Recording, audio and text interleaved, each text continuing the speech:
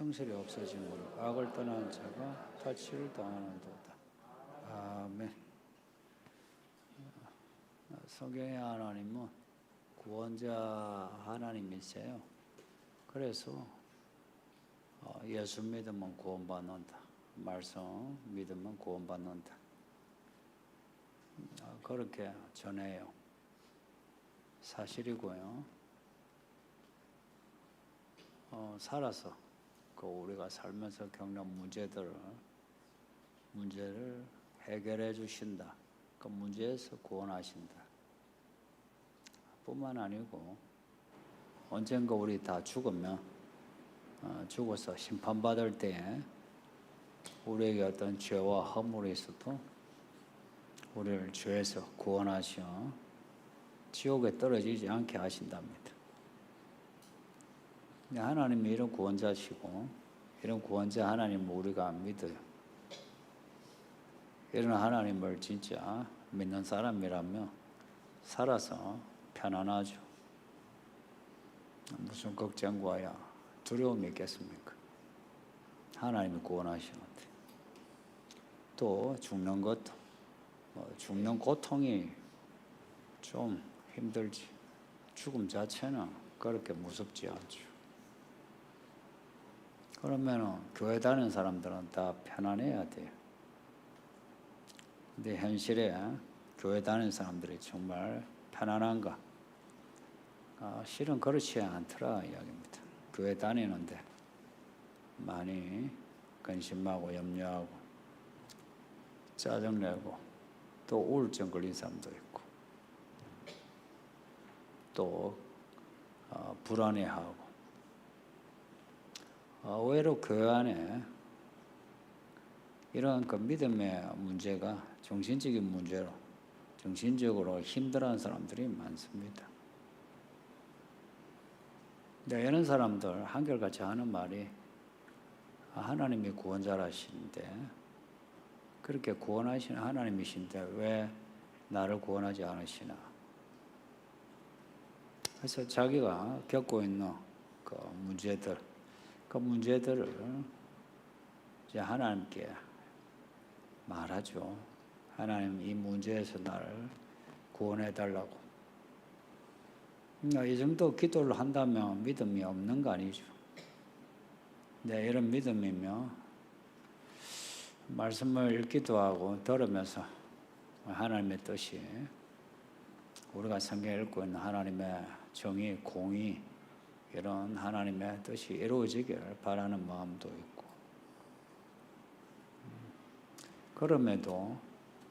그럼에도 하나님이 날 구원하시나 날 인도하시나 의심하고 의구심을 가지고 회의를 가지고 그래서 이제 그 마음이 뒤집어지며 참 하나님이 원망스럽다. 왜 내 인생을 이렇게 두시나? 그런 사람이 많습니다. 왜 그런가? 하나님도 이 문제를 직접 다루기를 원하시는 거예요. 50부장은 이 문제를 직접 다루시는 문제입니다. 우리가 하나님께 대해서 왜 나를 그냥 두시나 하는 의구심이 있는 사람들 오늘 말씀을 잘 들으셔야 합니다. 왜냐하면 하나님이 아주 진지하게 이 문제를 다루십니다. 지난주에 1절에서 8절 읽었는데 1절에서 8절과 9절에서 15절의 말씀은 같은 말씀입니다. 내용이 겹쳐져요.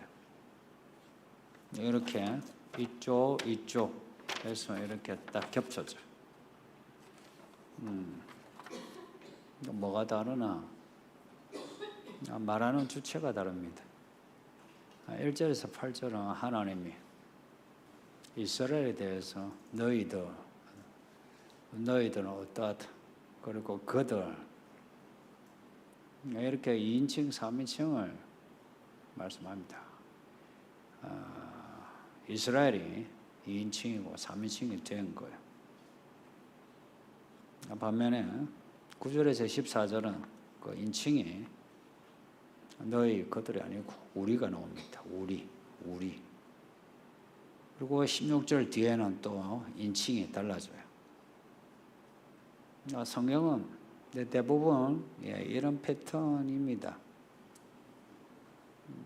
그래서 내용이 비슷한 것 같아도 내용에 발전이 있습니다.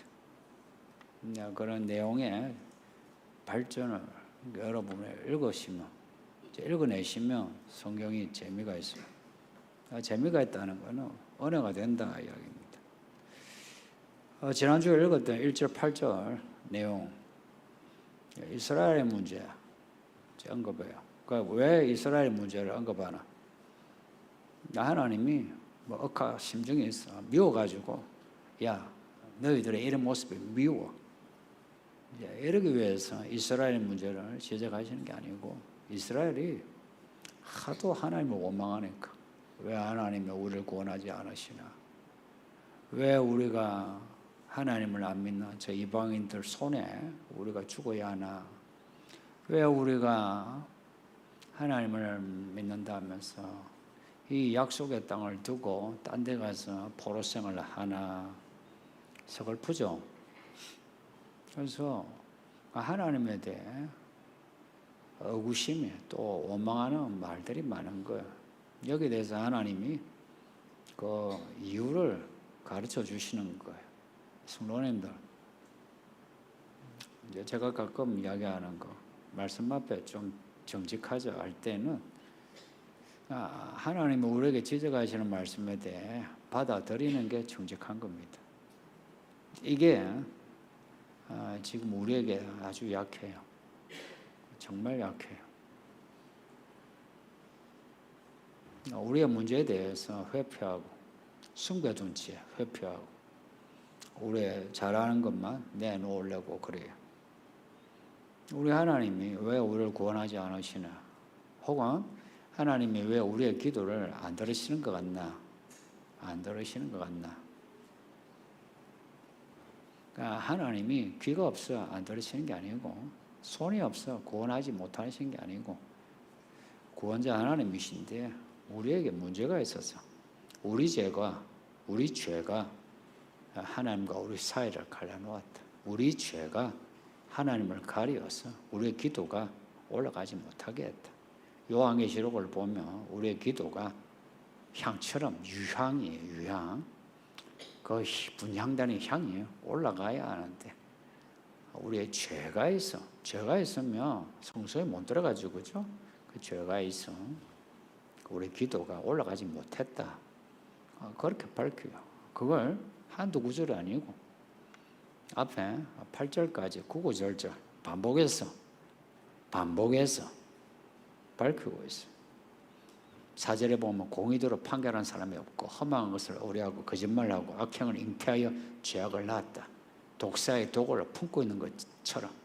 그래서 말을 하고 행동하면 독사의 알이 깨지면 독사 새끼가 나오는 것처럼 그렇게 나오는 것마다 악독이 나왔다는 거예요.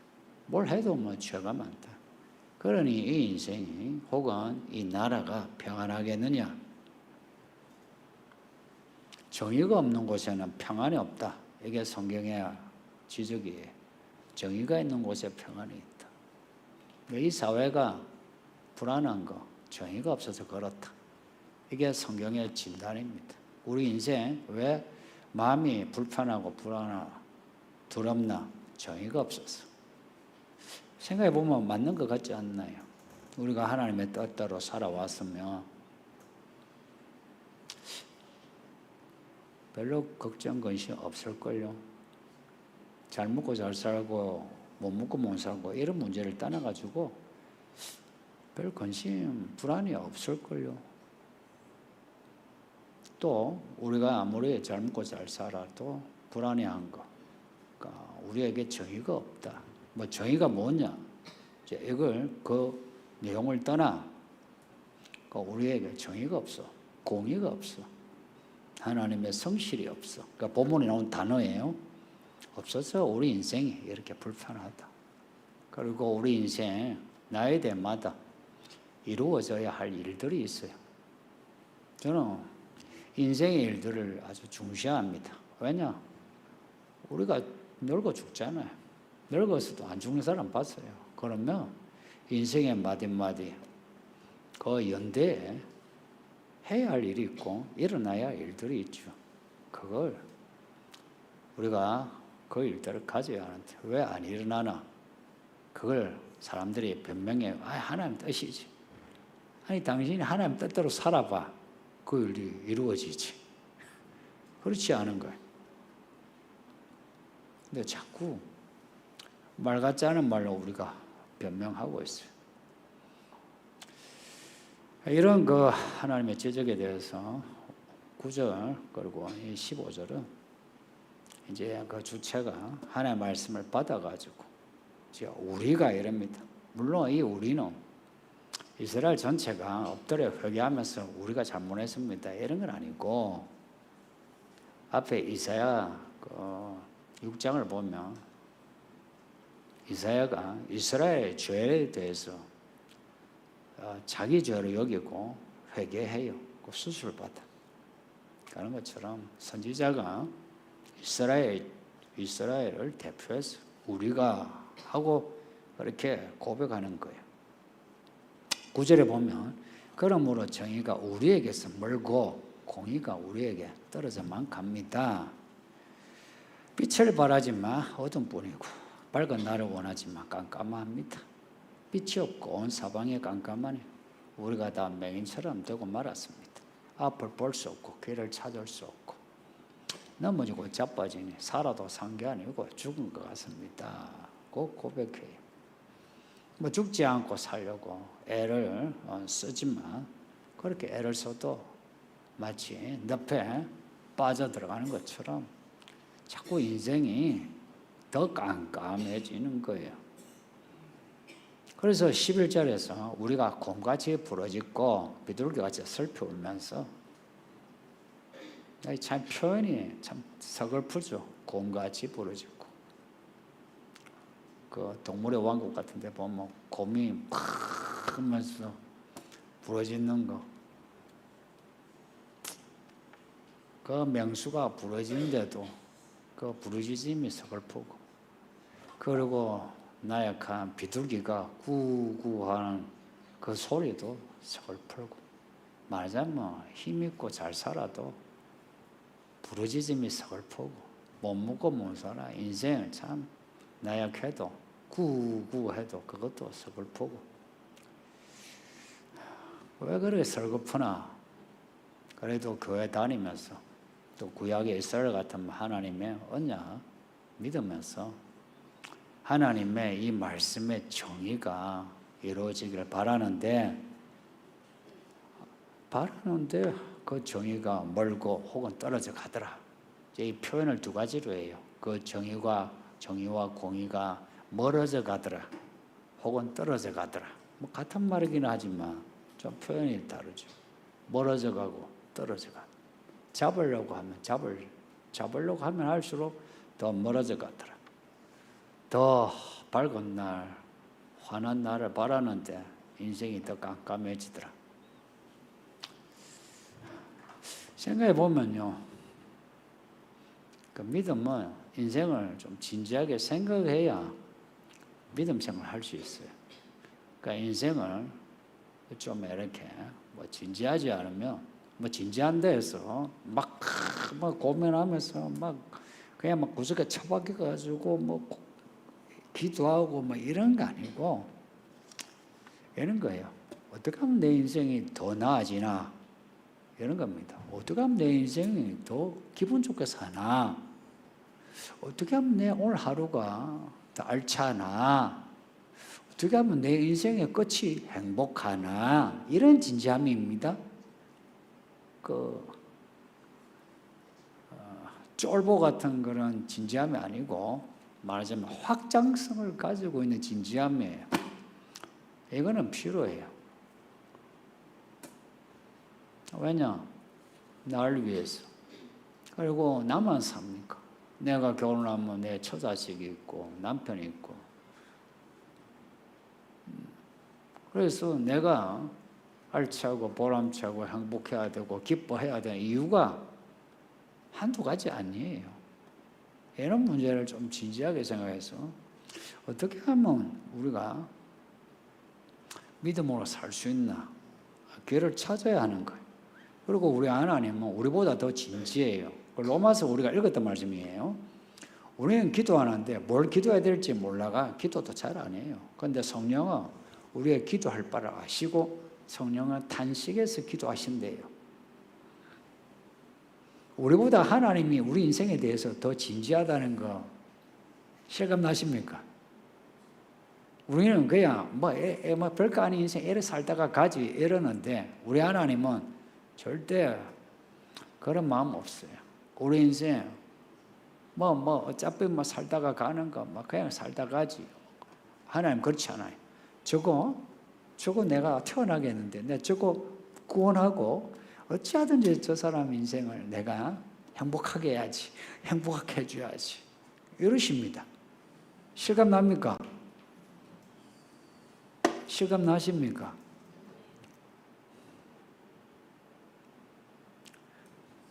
이런 말은 제가 목사라서 하는 말이 아니고 한 인생을 같이 사는 사람으로서 해주고 싶은 말이에요. 하나님은 우리보다 훨씬 진지해요. 그래서 우리가 주시는 말씀이 진실돼요. 근데 우리는 진실한 척 하는데 별로 안 진실한 것 같아요. 저도 이런 아이러니에 고민합니다. 목사는 항상 이렇게 가르치잖아요. 기도도 하고 또 고민도 하는데 그 진실함이 어디까지일까? 우리가 우리 자신에게 잘 속적어죠.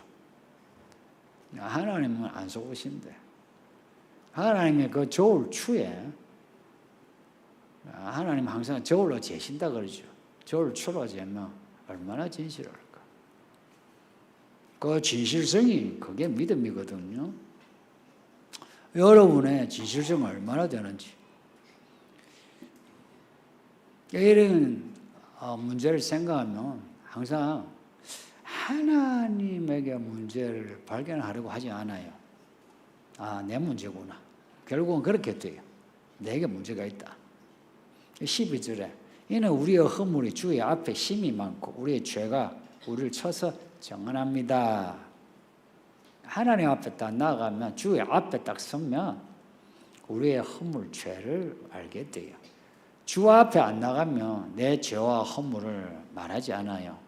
누군가의 죄와 허물을 말하게 되고 그리고 내 죄와 허물은 구석에 딱 덮어두고 내가 잘하는 거 이거 자랑해요. 그 자랑할 수 있는 변명거리가 많죠. 주를 위하여, 교회를 위하여. 네, 진짜 주를 위하고 교회를 위한다면 주 앞에 내가 딱 서야 하고 내 죄와 허물을 내가 보고 내 눈에 있는 들보를 뽑아야 하거든요. 근데 오늘 본문은 이런 거예요. 우리 눈 속에 있는 들보를 지금 지적하시는 겁니다. 그래서 우리가 내 자복에 취한 내 양심 이런 거 버려야 돼요. 하나님이 우리에게 말씀하시는 우리의 그 모습 있죠. 그걸 솔직히 좀 억울한 감은 있죠. 내가 나름 착하게 살려고 하는데 죽을 수밖에 없는 죄인이라 이런 말씀 들으면 불편하거든요. 또 우리가 나도 하나의 자존감 있는 사람인데 구더기 같은 벌레 같은 인생 여러분 좀 불편하죠. 근데 그런 말씀을 그대로 받아들이는 거예요. 그대로 받아들이면서 내가 참 죽을 수밖에 없는 죄인이다. 나를 구원하시는 하나님. 그러니까 하나님의 구원을 내가 참 절박하게 내가 간청하는 겁니다. 하나님 구원해 주세요. 구원해 주세요. 그러지 않으면 하나님의 정의와 공의가 뭔지를 평생 몰라요. 더러운 풍어는 있어요. 말하자면 그 더러운 풍어는 주로 내가 착한 일 하는 거. 뭐 기도하고 헌금하고 교회 일하고 이제 이런 거예요. 근데 하나님은 아시는 것처럼 우리가 기도하고 헌금하고 일하고 이런 것보다 하나님 앞에서 깨끗하게 원하세요. 하나님 앞에서 깨끗하고 하나님을 닮기를 원하는 거예요. 그렇게 되려면은 하나님이 주시는 말씀을 우리 속에 담아야 해요. 먼저 우리 마음에 새겨야 돼요. 첫째가 그거예요. 어떤 종교적인 행위가 나오기 전에 이 말씀이 우리 속에 새겨져야 해요. 그리고 우리의 말과 행동이 진실되어야 돼요. 진실되면 평생을 추구해야 되거든요. 그런데 이스라엘은 그러지 않았다. 오늘 본문에 우리가 여호와를 배반했다, 여호와를 속였다 합니다. 여러분 생각에 여러분이 예수님을 배반하고 속였다 한 생각이 든 적이 있으세요? 난 그런 적 없는데 이런 생각을 가질 수 있죠. 이제 진짜 그렇다면 참 다행이고, 근데 저만 해도 하나님을 속이고 배반한 적이 많아요. 알고 보니 참 우리는 다들 뭐 죽어도 싼 그런 배신자들이에요. 예. 그 이사야가 고백한 게 벌레 같은 구더기 같은 내 인생이 그래요. 저는 그 말씀이 맞다. 그 고백이 맞다. 참 이런 건 이제 보면 제가 철이 들은 것 같아요. 예전에 그 뭐 어떤 권사님 기도하면서 또 목사님이 구더기 같은 인생 막 죽을 수밖에 없는 죄인 이런 소리 들으면 별로 실감이 안 났어요. 저거는 기도할 때 하는 관용어구나 했는데, 이제 제가 목회하고 나이 들면서 정말 인생이 그렇구나. 13절 보면 우리는 하나님을 따르지 않고 하나님의 미워하시는 포악과 폐역, 거짓말을 했다. 이런 고백이 이상히 예전보다 믿음이 나아졌는데 이 고백이 더 많아져요. 회개가 더 많아져요. 뭘 하면은 잘못했습니다, 용서해 주세요. 이게 그냥 툭 치면 툭 나와. 그냥 티 나와. 정말 하나님을 따랐던가? 물론 따르긴 따랐겠죠. 그런데 사도교회에 주신 말씀처럼 온전히 따랐나?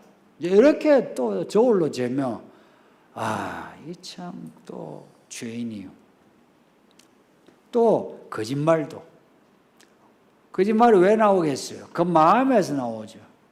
그래서 그 마음에서 나오는 것이 다 악할 뿐이라. 노아홍수 때도 그랬고 이사야 때도 그렇고 지금도 그런 거예요. 내 마음이 어떠한가? 노래 그 제목처럼 내 마음 깔 곳을 잃어. 사람들이 자기 마음이 어떠한지 모르고 살거든요. 그래서 말씀은 우리의 마음이 지금 어디에 있나 그 좌표를 보게 해요. 말씀이 아니면 우리의 마음의 좌표를 알 수가 없어요. 말씀이 아니면 내 안에 내 남편을 대하는 내 태도가 어떠한가 정직하게 알 수 없어요. 혹은 내 사랑하는 아내와 남편, 자녀들의 좌표가 어디에 있는가 알 수 없어요. 그리고 이 시대에 좌표가 어디에 있는가 알 수 없어요.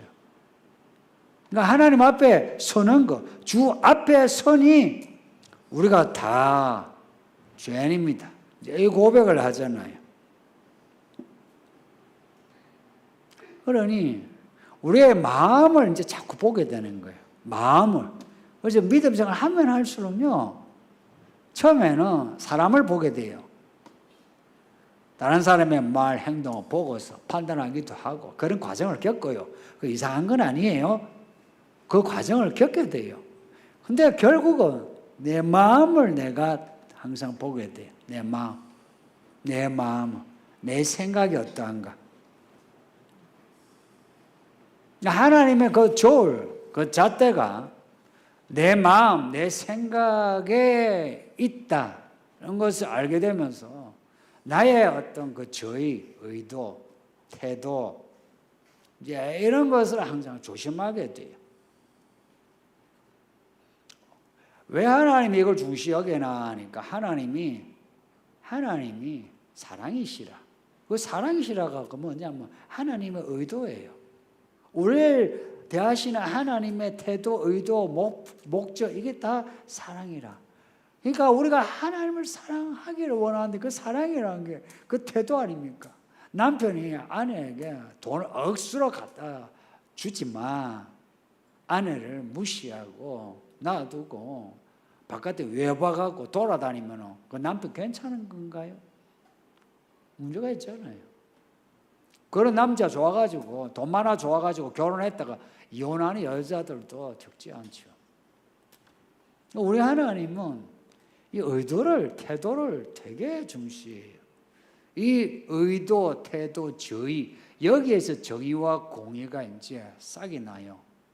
정의, 공의 이걸 사람들은 자꾸 바깥에 나타나는 행위로 여기는데 천만에 정의와 공의, 성실은 그 마음의 태도예요. 마음이요, 마음. 산상복음도 다 마음 이야기 아니에요. 처음에 그 팔복의 이야기가. 근데 우리가 살면 살수록 이 마음, 저희를 숨기고 우리가 가식적으로 해요. 이건 저절로 그렇게 되더라고요. 그래서 꼰대 이런 게 뭡니까? 그런 거예요. 그렇게 안 되려면 우리는 마음이 이 아이들처럼 늘 부드러워져야 돼. 그래야 우리의 죄악에 대해서 우리가 받아들여요. 어른들은요, 사람들이 지적한 말을 잘 안 듣죠. 기분 나빠하죠. 근데 아이들은 이리 와봐. 방금 너 그렇게 말하면 안 되지 하면 아이들은 대부분은 잘못입니다. 이러죠, 그죠? 어른들은 제가요, 원래 그런 게 아니고요. 저 사람이요, 먼저 나한테 그랬어요. 항상 나름의 합리화가 있어요. 하나님의 정의와 공의는 하나님의 뜻이에요. 내 뜻이 아니에요. 이 개념을 확실해야 돼요. 그 하나님의 정의, 공의, 오늘 본문에도 반복해서 나오는데 그 정의, 공의, 성실이 뭐냐? 내게 나오는 나의 양심에서 나오는 나의 신념에서 나오는 게 아니고요. 하나님의 뜻이에요. 그러니까 하나님의 뜻이 정의고 공의라니까. 그리고 우리를 대하는 하나님의 태도가 성실, 신실합니다. 그러니 우리가 하나님의 말씀에 전적으로 받아들일 때만 하나님의 정의와 공의를 배우게 돼요. 오늘 본문에 계속해서 하는 말이 우리가 환한 날을 원하는데, 우리가 빛을 원하는데 깜깜하고 우리가 어둡고, 우리가 정의와 공의를 바라는데 정의와 공의가 멀리 가고 떨어져 가고 이래요.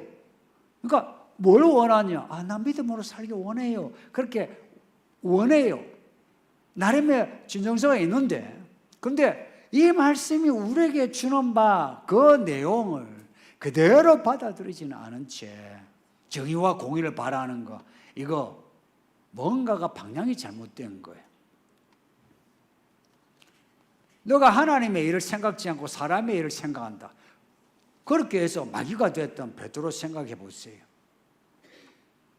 내가 하나님의 말씀을 그대로 받아들여 그 말씀의 저울추로 혹은 말씀의 방향으로 내가 지금 어디로 가고 있나 이걸 발견하고 받아들여야 하는데, 그러지 않으면 나도 모르게 내가 독사의 독을 품고 사는 거라.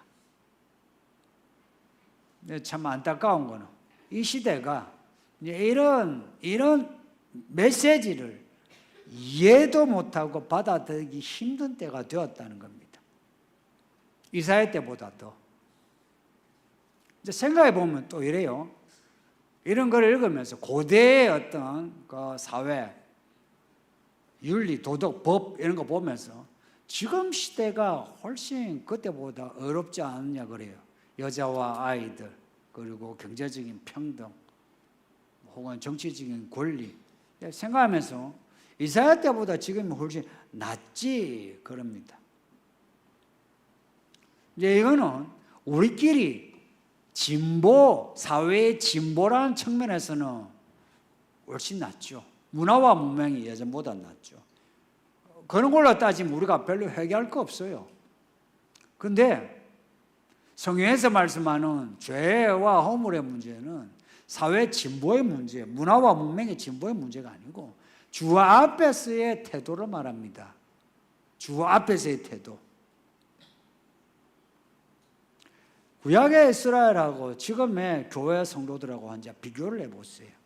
주 앞에서 이스라엘의 태도가 문제가 더 문제일까요? 지금의 성도들이 더 문제일까요? 라고 할 때에 또 이런 저울추는 또한 공평해야 되는데 이런 거예요. 구약의 이스라엘은 율법이에요. 그들은 그림자만 가지고 하나님의 율법을, 하나님의 뜻을, 하나님의 정의와 공의를 따라가야 됐어요. 저 그림자만 가지고, 실체가 아니고 그림자만 가지고. 근데 우리는 하나님의 정의와 공의라고 하는 실체를 받았어요. 예수님이에요. 예수님. 하나님의 아들, 그 예언자들이 예언했던 예수님이 우리에게 오신 거라. 그 예수님의 말씀이, 그 예수님의 일들이 이미 우리에게 나타난 거라. 실체예요. 게다가 그 일들이 우리에게 복음으로 전해지고 뿐만 아니라 우리에게 성령을 주셨어요. 복음과 함께 우리에게 성령을 우리에게 주셨어요. 그래서 구약의 이스라엘은 그림자만 가지고 정의와 공의를 살아야 돼요. 그래서 그들은 참 곤란해요. 말하자면 진짜 깜깜한데 뭐가 찾아가야 돼요. 근데 우리는 예수님이 우리의 환한 빛이라. 예수님만 바라보면 우리는 방향을 잡고서 갈 수 있어요. 근데 지금 성도들이 예수님이 우리의 빛이라 하면서 그 예수님을 바라보는 것이 아니라 이 세상의 환한 빛을 찾아가면서 예수님이 안 보인다 그래요. 하늘의 환한 빛은 그 빛을 놔두고 이 땅에 이 조명 하나하나 보면서 아이고 저 조명이 더 낫네, 이 조명이 낫네, 아이고 참 아름답다. 그러면서 하나님의 빛이 어디 있냐 그래요. 그러면서 우리의 마음은 더욱더 세상화되면서 세상 임금 마귀를 추종하게 돼요. 그 마귀가 거짓말 잘하죠. 그래서 우리는 거짓말을 해요. 우리가 믿음으로 살지 않는 것에 대해서 우리는 거짓말로 자기를 변명해요. 이 거짓말이요, 품고 있는 것은 포악과 음란, 배역, 모든 것이에요. 거짓말이 그냥 아이고 뭐 사실을 숨기는 것이 거짓말이 아니라 거짓말에서 모든 포악과 폭력이, 음란, 전쟁, 분열, 우상숭배 다 나와요. 거짓말에서. 근데 이런 거짓말이 교회 안에 많은 거예요. 구약의 이스라엘에 가지고 있는 거짓말보다 지금 교회 안에 있는 거짓말이 많아요.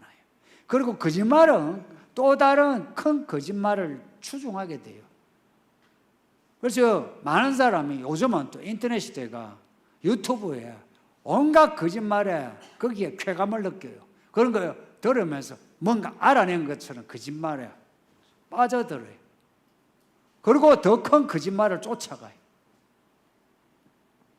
아까 기도하신 우리 성도하는 기도대로 그거 그냥 귀신이 제잘거리는 소리예요. 우리 예수님의 마지막 때에 대해서 경고하신 말씀이 있어요. 종말에 대해서 하면서 첫 마디가 뭔지 아세요?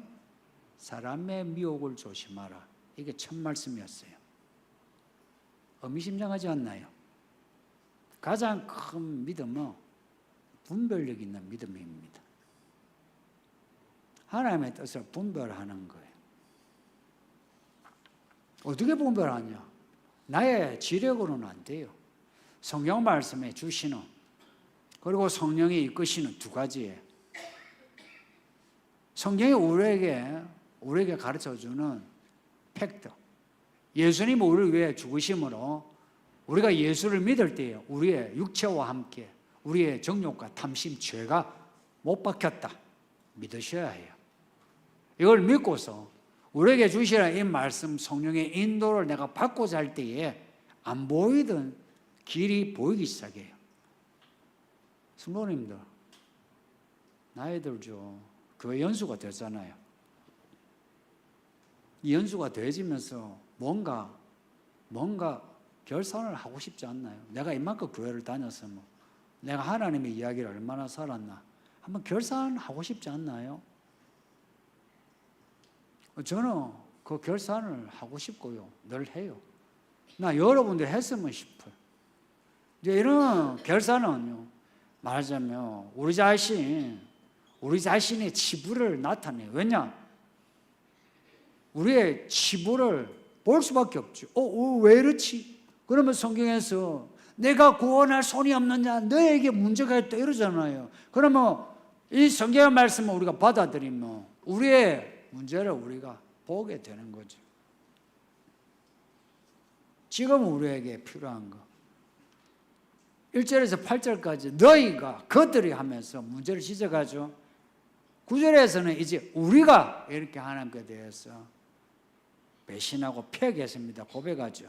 똑같습니다.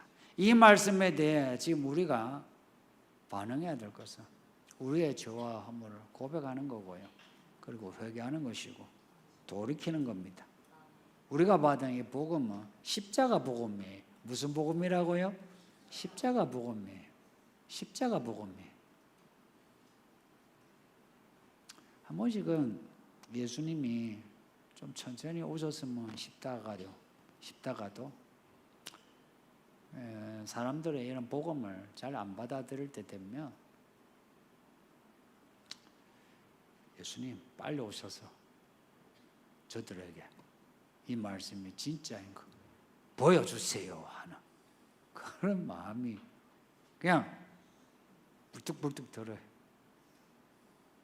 그냥 천천히 오셨으면 빨리 오셨으면 이 마음이 널뛰기를 해요. 지금 설교할 때는 무슨 마음일 것 같습니까? 예? 지금 설교할 때 제 마음은 어떤 마음일 것 같습니까?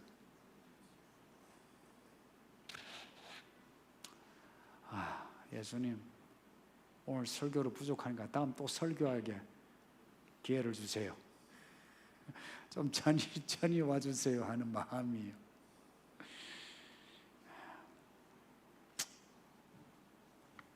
이 마지막 때란 말이 참 언젠가는 사실이 되면 이제 모두가 다 놀라고 애통하고 혹은 환희에 차서 혼련이 변화되어 올라가겠죠. 처음 이제 고등학교 들어가면 수능이 멀죠. 똑같이 예수님 오시는 날도 멀 것 같지만 어느 날 다가옵니다. 준비 잘합시다. 이런 말씀을 주는 것은 준비하라는 말씀입니다. 예, 말씀 생각하면서 기도합시다. 다 같이 기도해요. 아버지 하나님 감사합니다. 오늘 말씀을 읽게 하고 듣게 하시니 감사합니다. 우리를 지적하시는 말씀을 잘 받아들여 아버지 앞에 우리의 죄와 허물을 고백하게 하시고 또한